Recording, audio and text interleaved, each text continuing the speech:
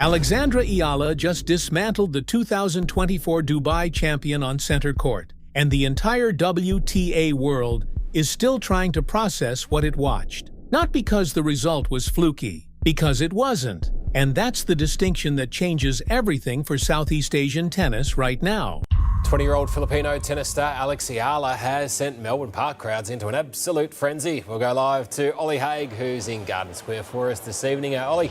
The 2026 Dubai Duty-Free Tennis Championships was supposed to be a showcase for the sport's absolute elite. A $4,088,211 prize pool, WTA 1000 status, 1,000 ranking points to the champion. The Aviation Club Tennis Stadium was prepped for a field that initially featured 18 of the world's top 20 players. Tournament director Salah Tahlak had every reason to expect the marquee event he'd been building toward.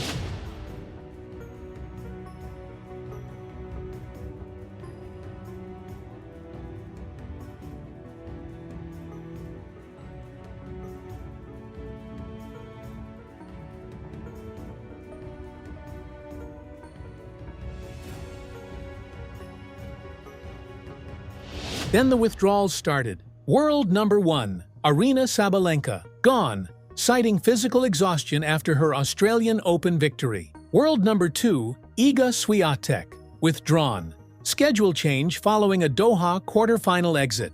Madison Keys, ranked number 17, out with a thigh injury. Victoria Mboko, number 10, confirmed withdrawal post-draw. By the time the dust settled, 24 players had either pulled out before their first matches or retired mid-tournament.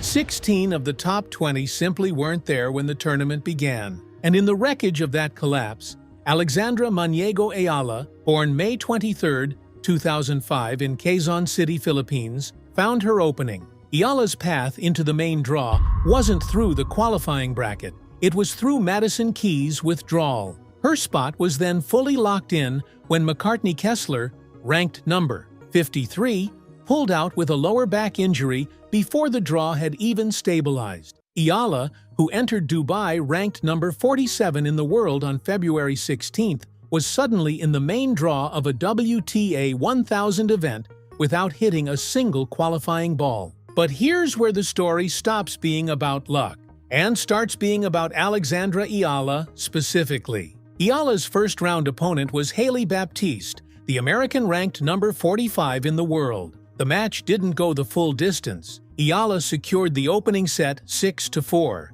had started the second set trailing 0-1, and that's when Baptiste was forced to retire due to injury. It was a quiet beginning, no viral moment, no crowd eruption, just Eala moving forward, conserving energy, getting the win on the board, claiming her first main draw victory at the Dubai Duty-Free Tennis Championships. What nobody in that stadium realized yet was what that stadium was about to become. Round 2 changed everything. Standing across the net from Alexandra Eala on February 17th was Jasmine Paolini, world number 8, Italian powerhouse, and the 2024 Dubai Duty-Free Tennis Championships champion. This was the player who had won this exact tournament the year before. This was the ceiling Eala was supposed to respect. Eala did not respect it. The first set wasn't competitive. Eala took it 6-1, a scoreline that sent a shockwave through the press section. But the second set is where Alexandra Eala's 2026 story was truly written. Throughout the match, Eala landed 67% of her first serves, and on those first serves, Eala won 86% of the points, an elite percentage that effectively neutralized Paolini's return game in that opening set. Then came the chaos. Eala built a 5-3 lead in the second. Eala had 3 match points on Paolini's serve in the 9th game, and Eala didn't convert any of them. Jasmine Paolini, ranked number 8 in the world, broke back. Then Paolini led 6-5. Then Paolini had set points to force a deciding third set. The crowd inside the Aviation Club Tennis Stadium, 5,000 seats, almost entirely filled with Filipino expatriates from the UAE, went silent in that 11th game in a way that felt like a collective held breath. And then Alexandra Eala won the tiebreak 7-5. The winning shot, a forehand winner, converted on Eala's 5th match point of the entire match. The crowd didn't go silent this time. They erupted, loudly enough that the umpires had to intervene. The match lasted 1 hour and 40 minutes. Eala had just recorded her 3rd career victory over a top 10 player, but that win meant something beyond the scoreline. Let's be precise about what was happening inside that 5,000-seat stadium, because the people who were there reached for an unusual comparison to describe it. The phrase they used was Beatlemania reborn. The Filipino expatriate community in the United Arab Emirates is massive, and they showed up for Alexandra Eala in a way that had no precedent at the Dubai Duty-Free Tennis Championships. Handmade signs, organized chants, a noise level loud enough to require umpire intervention during live points. The Aviation Club Tennis Stadium was sold out for Eala's matches, and the majority of those 5,000 seats were filled with kabayan, compatriots in Filipino, who had come to watch one of their own compete at the highest level of the sport. Eala put it simply after the Paolini win, "I looked up, and there were Filipinos for days."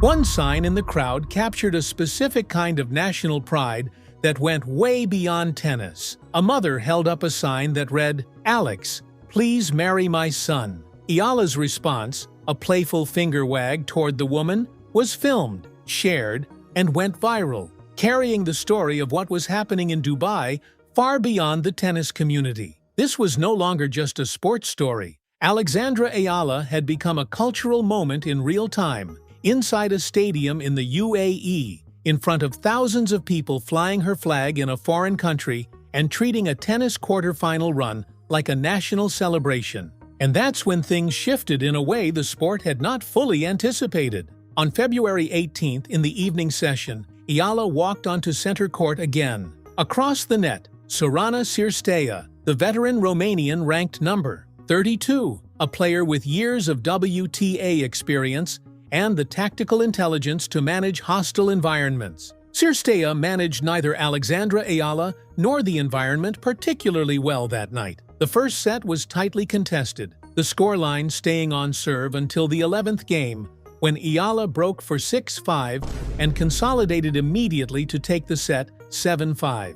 The second set opened with Eala surging to a 4-0 lead, aided by multiple unforced errors from Cirstea. The Romanian veteran fought back, winning 3 consecutive games to narrow the gap to 5-4. Eala held her final service game to love. Final score, 7-5, 6-4. Match duration, 1 hour and 38 minutes. And with that win, Alexandra Eala became the first Filipino in the history of the Dubai Duty-Free Tennis Championships to reach the quarterfinals. Observers described Cirstea as being slowly ground down, not just by his tennis, but by the combination of Eala's play and the partisan atmosphere the Kabayan crowd built around every single point. Now here's the part of the Alexandra Eala story that the highlight reels won't show you. At 20 years and 268 days old, Eala became the youngest Asian woman to record multiple top 10 victories in WTA 1000 events before the age of 21. She broke a record previously held by Naomi Osaka, hitting that milestone 82 days younger than Osaka did. Yang Qinwen also reached multiple WTA 1000 quarterfinals before 21, but Eala's age at this milestone is now the benchmark. Her career earnings surpassed $1.57 million by February 16, 2026. The 215 ranking points earned as a quarterfinalist project, her rise into the world's top 38, a new career best that fundamentally changes her access to WTA 1000 and Grand Slam main draws going forward. No more qualifying brackets. No more hoping for lucky loser spots. But here's the contrarian reality sitting right inside the data, and it deserves to be said clearly. This Filipina fairy tale was built in significant part on a graveyard of withdrawals. Alexandra Eala did not qualify into the Dubai main draw.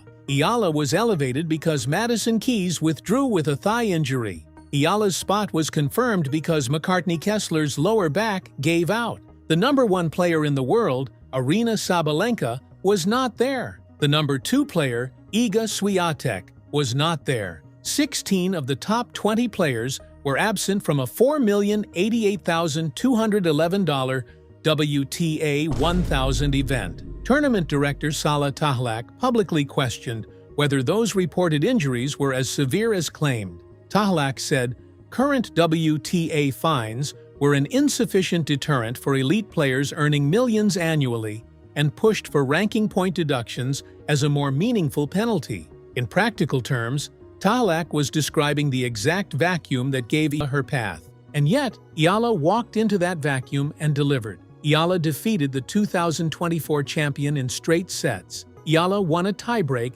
after letting 3 match points slip. Eala held her nerve in front of 5,000 screaming compatriots while Sorana Cirstea crumbled under the pressure. The comparison to Egyptian wildcard player Ms. Abdelkader, granted a wildcard at an event in Kenya, losing 6-0, 6-0, winning only 3 points total, is instructive precisely because Eala is the opposite case. The wildcard legitimacy debate that Salah Tahlak's era has opened was answered on court by Alexandra Eala's forehand winner on her 5th match point. What happens next, though? That's the question the data can't fully answer. The quarterfinal opponent waiting for Alexandra Eala is Coco Gauff, world number 4, and notably Eala's former doubles partner. Gauff reached the Dubai quarterfinals after a match against Elise Mertens that was described as painful viewing, hitting 16 double faults in the process. Gauff enters the Eala matchup as the highest-seeded player remaining in the top half of the draw. The narrative around this match runs on mutual acknowledgement. Gauff recognized the Pinoy power in the stands. Eala, for her part, called the upcoming match a no-lose learning opportunity, a framing that's simultaneously humble and tactically intelligent for a 20-year-old facing a top-5 opponent. This quarterfinal is only Eala's 2nd appearance in a WTA 1000 Final 8, following her 2025 Miami Open semi-final run. She entered Dubai ranked number 47. She enters the Gauff match with a career-high projection into the world's top 38. The Aviation Club Tennis Stadium will be sold out again. The Kabayan crowd will be there again. And Coco Gauff, who hit 16 double faults in her last match, will walk onto a court where every missed serve will be met by 5,000 people who are not cheering for her. But here's the question the data leaves completely unanswered. Eala's apparent exhaustion during the 2nd set against Paolini was noted by tennis analysts who raised specific concerns about her physical conditioning across multiple high-intensity rounds. That becomes the central variable in a quarterfinal against a top-5 player who, for all her double fault troubles, remains one of the most physically prepared young players on the WTA Tour. Eala has the records. Eala has the crowd. Eala has the momentum, the ranking points, and a forehand winner that the entire Filipino diaspora watched in real time. But can Alexandra Eala sustain a top 10 level of performance for one more match against the highest-ranked opponent she's ever faced in a WTA 1000 quarterfinal when her own fitness has already been flagged as the one ceiling her technical game hasn't broken through yet? That question has no answer yet.